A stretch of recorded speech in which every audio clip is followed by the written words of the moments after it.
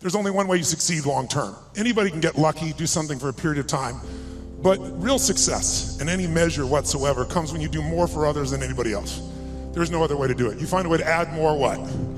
Value. And if we find the way to add more value, we can be superior in the marketplace, but we can also be superior in our own lives. We can enjoy our lives at a different level. We can have a different set of pride that isn't fake, it's not ego. Ego is when you try to make it better than it is, and you know the truth is it's not. But when you really are in a position, when you're in a position where you own what you're about, and you know what you're here to deliver, and you deliver it on a significant scale, then you have an opportunity to really experience not only success, but fulfillment. And this conference has gotten bigger and bigger, not only in its size, but also in its impact. And so I'm really privileged to be back with you here.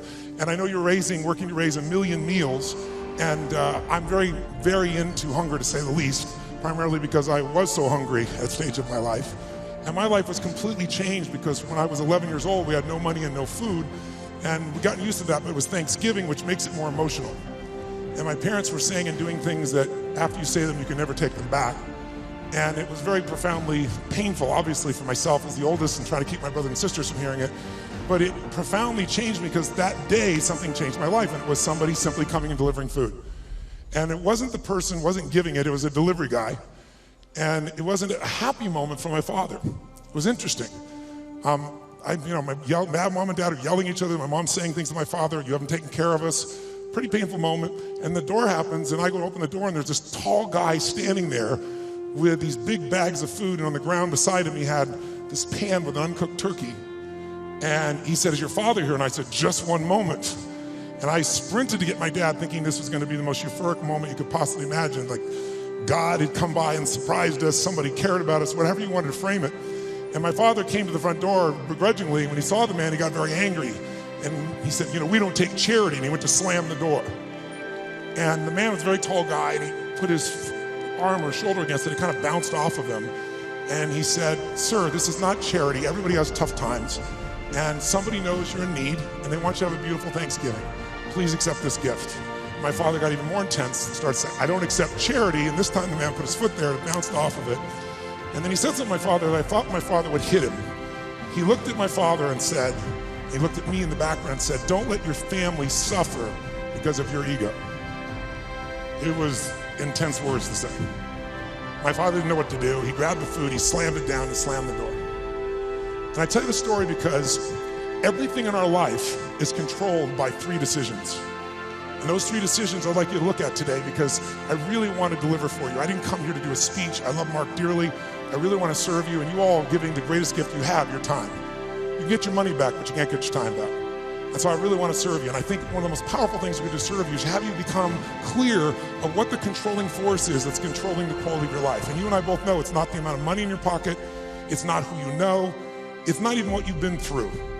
It's really the decisions you make moment to moment about a couple of different things. And the 3 decisions I made in that moment that I'd like to pull your attention to just real quick are, in this moment you're making these 3 decisions, by the way. The first one is, what are you going to focus on? And that day, my father focused clearly on the fact that he had not taken care of his family. And whatever you focus on, you're gonna feel.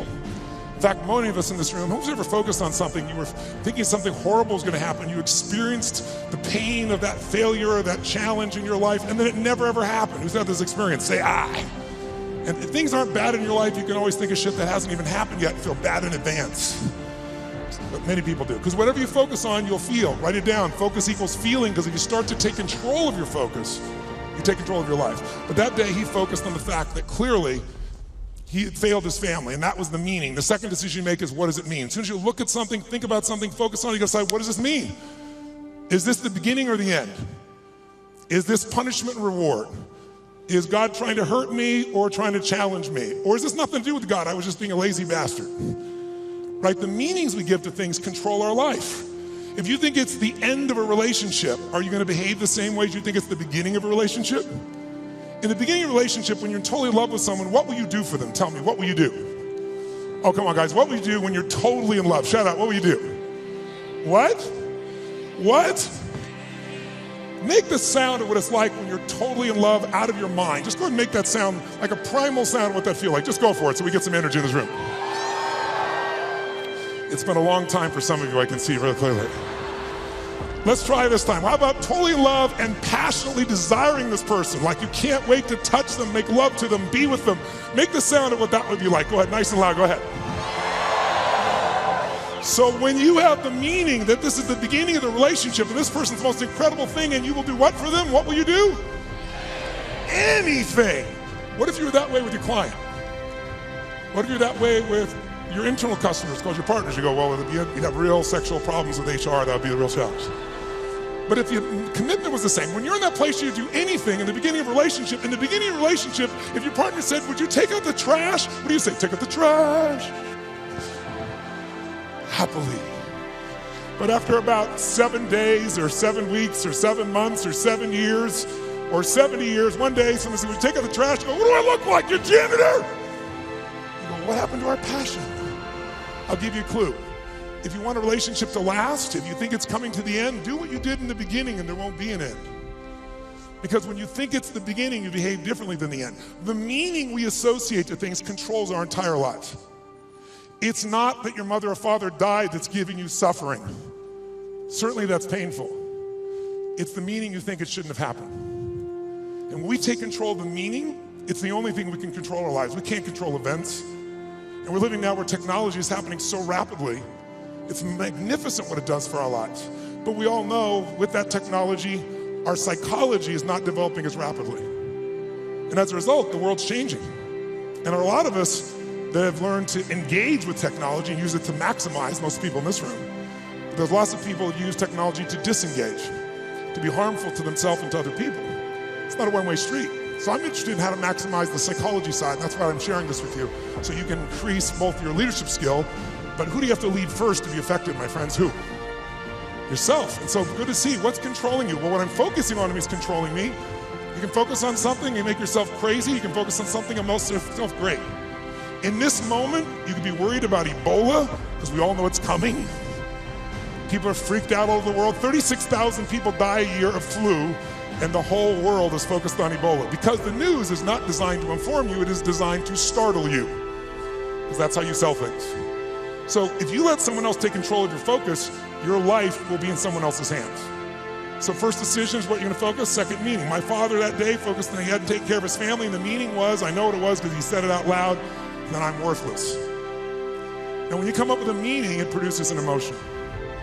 And if you and I wanna look at the quality of our life, there's only a way to define it. One way really, that's real. How do you feel every day? If every day of your life you got $1 billion and every day you feel guilty or angry, by the way, nothing worse than an angry rich man or woman, isn't there? You just want to slap them, don't you? How do you have the right to be angry? But they find a way. But if you got $1 billion and you're angry and you're pissed off and you're guilty all the time, what is the quality of your life? Angry, pissed off, and guilty. If you have nothing, I live in Fiji a portion of the time. I have a home there and a resort there and kind of 2 families of villages there that I interact with the last 25 years. And when you go to Fiji and you walk down the street or you drive by, people jump up and they yell, "Bula, bula, bula," which means welcome, be happy, we love you. And you drive by 5 minutes later and they jump up, "Bula, bula, bula." And you're going like, what drugs are they taking? No one's paying them. But they're so happy. They're in such a different state. They've learned to focus on something else and come up with a different meaning for life. But if the meaning is it's the end, if the meaning is that you're dissing me, if the meaning is you don't care, whatever meaning we come up with, that affects the third decision, which is what am I gonna do?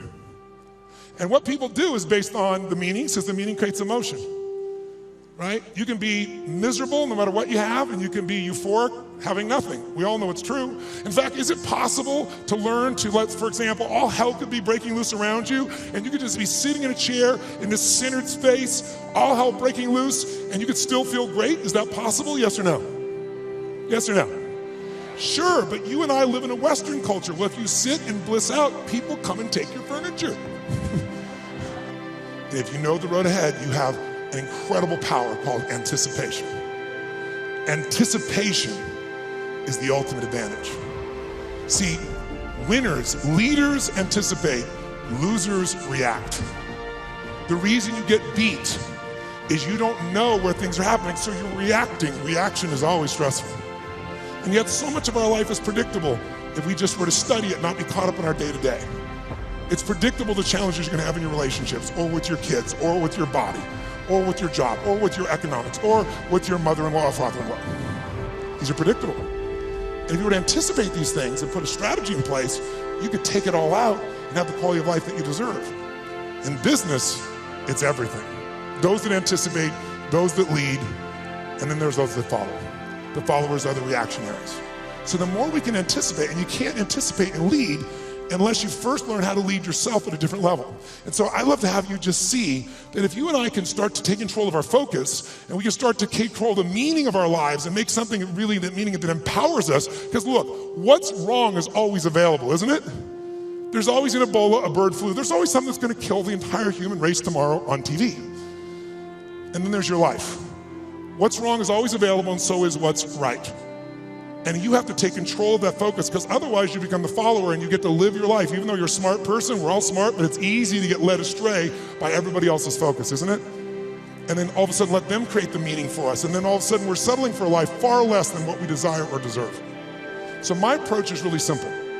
My approach is to say, let's you and I, just for a few little time we have here, and by the way, this to me is a little time, a couple hours, 2.5 hours I guess at this stage, because kind of the minimum length of seminar I do is 50 hours, 50. And you go, are you kidding me? I don't like to hear myself talk. I like to see people do things so often they build muscle, not just thoughts. And so one thing I'm gonna ask you to do in a few minutes is we're gonna go from this passive mode that you're in right now into full engagement. Because if you get fully engaged, it's amazing what you can accomplish and do. When you're partially engaged, you get a little bit of result. When you're disengaged, we all know what you get, nothing. And we live in a society where most of us are so overwhelmed. There's so much information. We're not having any problem with information. We're being drowning in information, but we're starving for wisdom. And so we gotta separate it out. And so one way to separate it out is I'd like to talk to you about 3 things that can help you increase your performance and your life. Because what I'm obsessed by and have been for 37 years is what can increase performance for an individual or an organization. But also I'm equally obsessed about what's gonna make somebody fulfilled. Because who's had this horrible experience? Who here has ever achieved your goal and then your brain said, is this all there is? Who's had this experience here? Say I. And that's worse than failing. At least when you fail, your brain can say, I can figure this out and do it again a new way. But when you succeed and you're miserable, you're basically technically screwed. So what I want to make sure that you and I do is we set ourselves up to be able to win. So there's 3 things I'd like to walk you through. 1, I'd like to walk you through how to the competitive edge that's going to get you both the performance you want at the highest level and also the fulfillment you want. Because if you want to know my view, I can tell you there's 2 master lessons in life. Lesson 1 is the science of achievement. If you want an extraordinary life, if you want a magnificent life, which by my definition has nothing to do with me, it's life on your terms. Some of you, what's an extraordinary life? It's having a cool little company. For some of you, it's having a big billion-dollar company. For some of you, it's not a company, it's 3 wonderful children that you totally love and adore and spend time with. For some of you, it's poetry. For some of you, it's making a difference in the environment. It's different for all of us. It's life on your terms. But if you're gonna have an extraordinary life, you need to master, number 1, the science of achievement, which most of you are damn good at or you wouldn't be in this room, right? You know how to go from where you are, have a vision, make it real. Speeding that up, that's my business.